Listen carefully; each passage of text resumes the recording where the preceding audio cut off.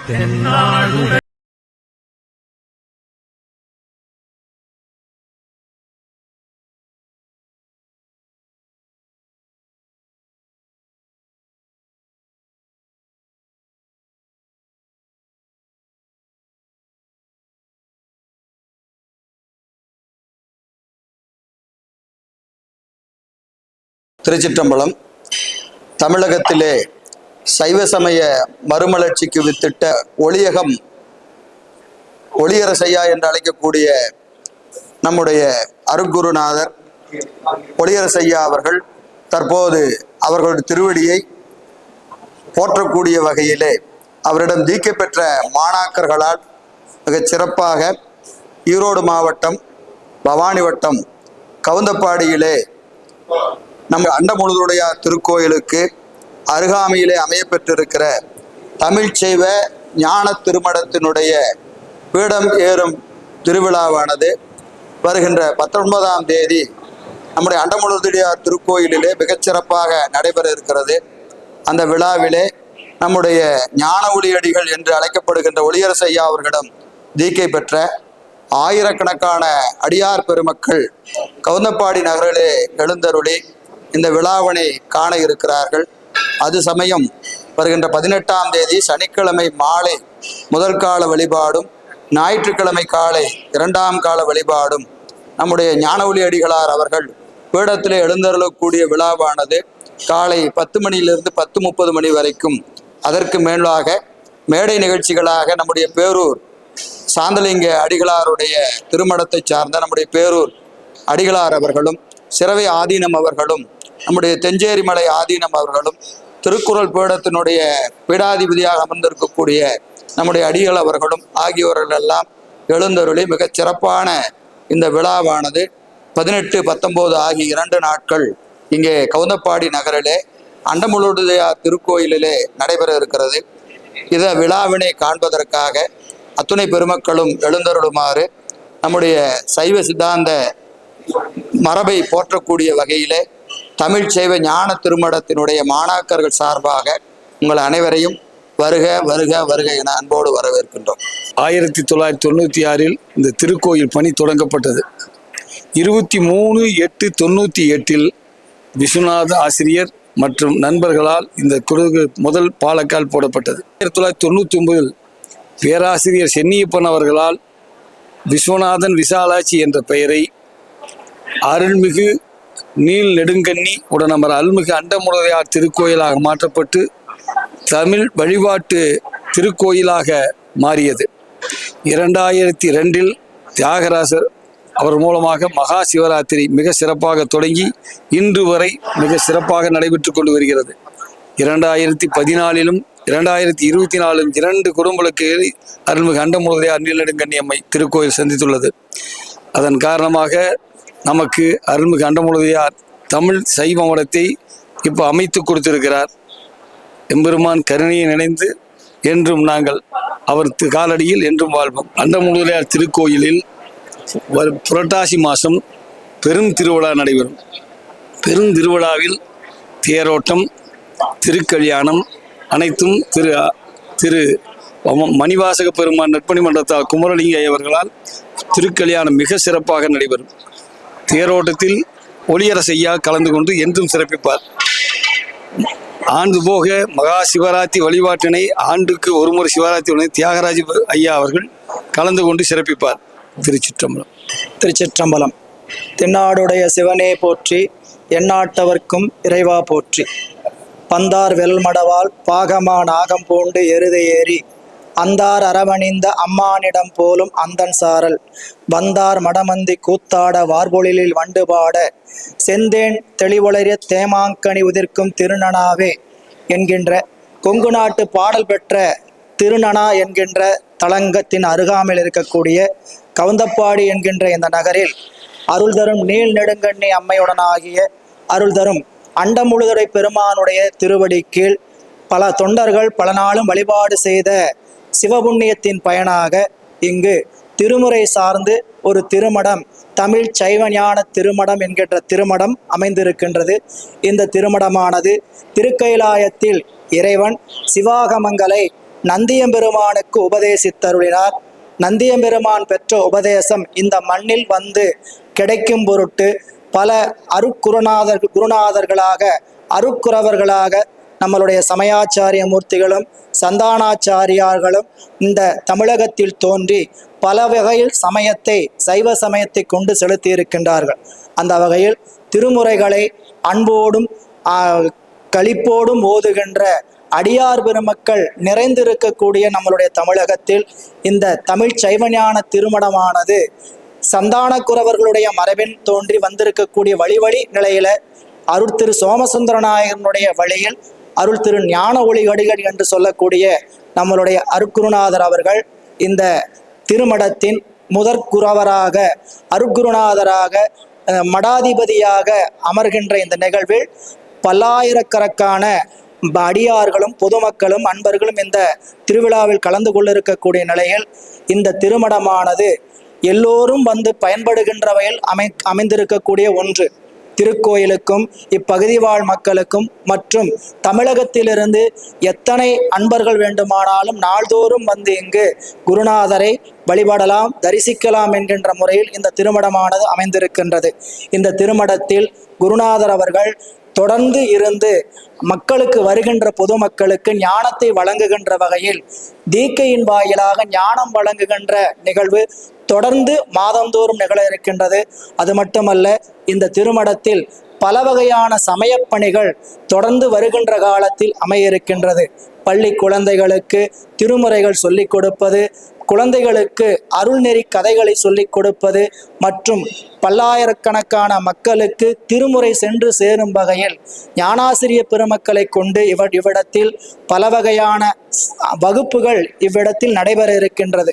குறிப்பாக சொல்ல வேண்டுமானால் திருத்தொண்டர் புராணம், தேவாரம் மற்றும் பல வகையான நிலைகளில் இருக்கக்கூடிய ஞான நூல்கள், சைவ சித்தாந்த கருத்துக்களை போதிக்கக்கூடிய நூல்களாக இருக்கக்கூடியவற்றையெல்லாம் பல பேராசிரியர்களை கொண்டு இங்கு அமைக்கவும், அதனைத் தொடர்ந்து கல்வி பணி, சமூக பணி, மருத்துவ பணி என்று இந்த திருமடத்தின் சார்பாக பலரும் வந்து பயன்படுகின்ற வகையில் இந்த மடம் அமைந்திருக்கின்றது.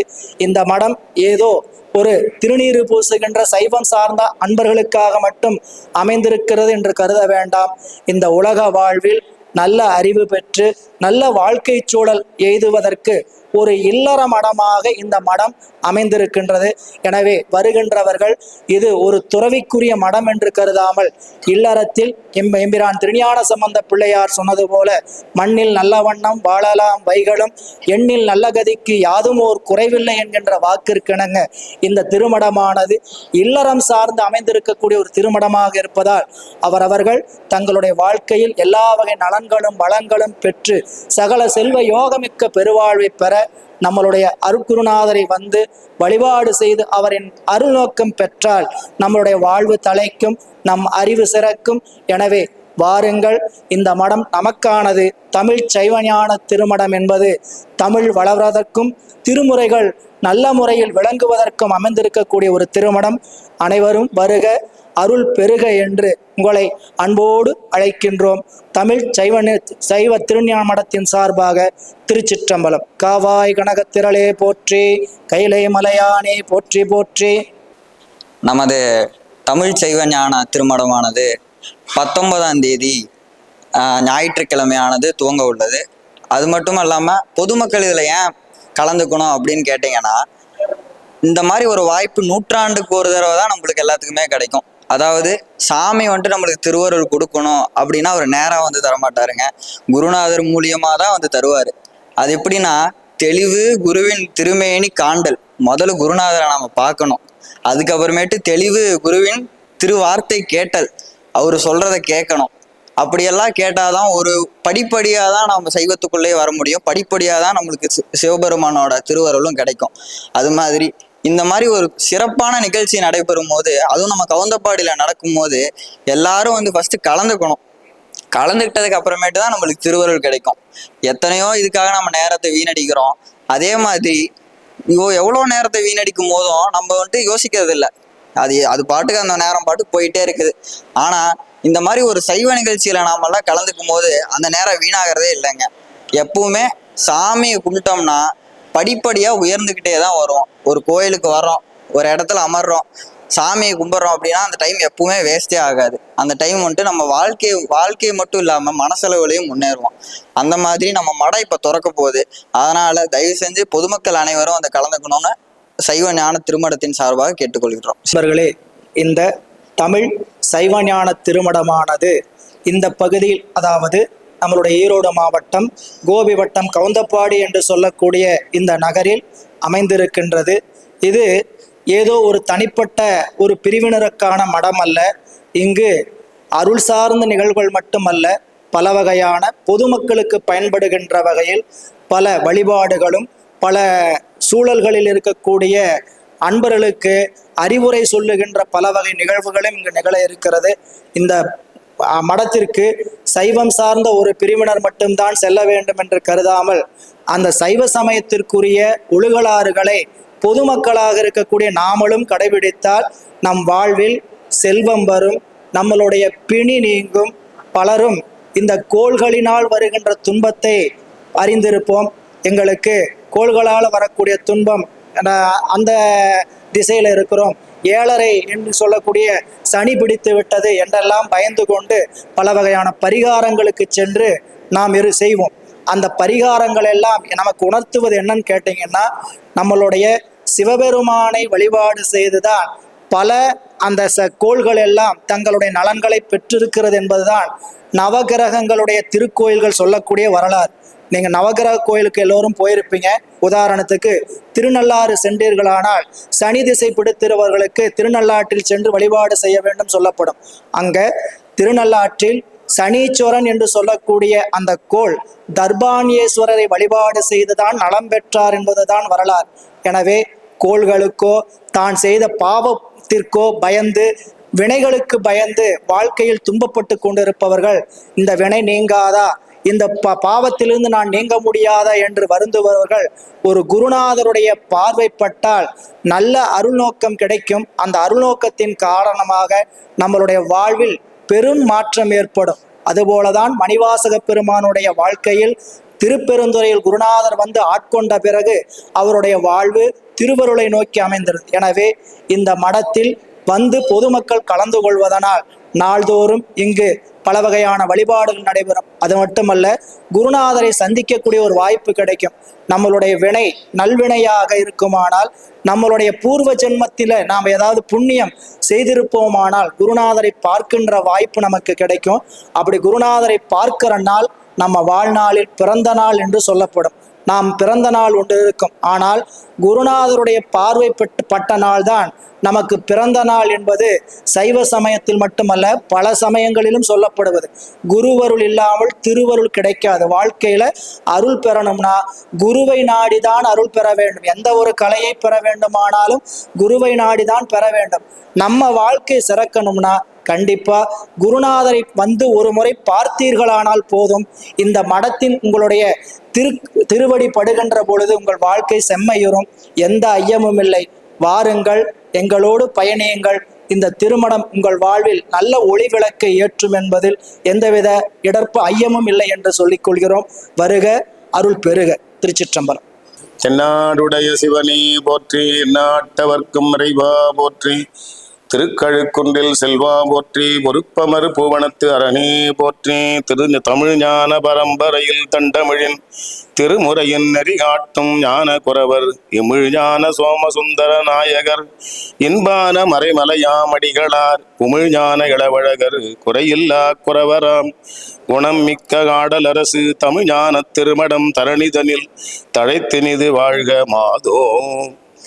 எல்லாம் வல்ல இறைவனுடைய பெருங்கருணையினாலும் எங்களுடைய குரு பரம்பரையினுடைய குருமுதல்வராக விளங்குகிற சோமசுந்தர நாயகர், அவருடைய வழிவந்த மறைமலை அடிகளார், அவர் வழிவந்த அழகரடிகளார், வழிவந்த அம்பலவான தேசிகர் என்னும் ஆடலரசியாருடைய குருவருள் கருணையினாலும் தமிழ் வழிபாட்டையும் தமிழ் மூலமாக நம்முடைய சமயத்தை பரப்ப வேண்டும் என்ற நிலையிலும் 115 ஆண்டுகளுக்கு முன்னாலே தமிழ் வழிபாட்டை மீளப்படுத்திய பெருமைக்குரிய மறைமலையடிகள் வழிவந்த அவர்களுடைய திருவருளால் இங்கே கவுந்தம்பாடி, ஈரோடு மாவட்டம் பவானி வட்டம் கவுந்தம்பாடியில் தமிழ்ச்சைவ ஞான திருமடம் என்ற ஒன்று அமைகின்ற ஒரு நல்ல சூழல் உருவாகி இருக்கிறது.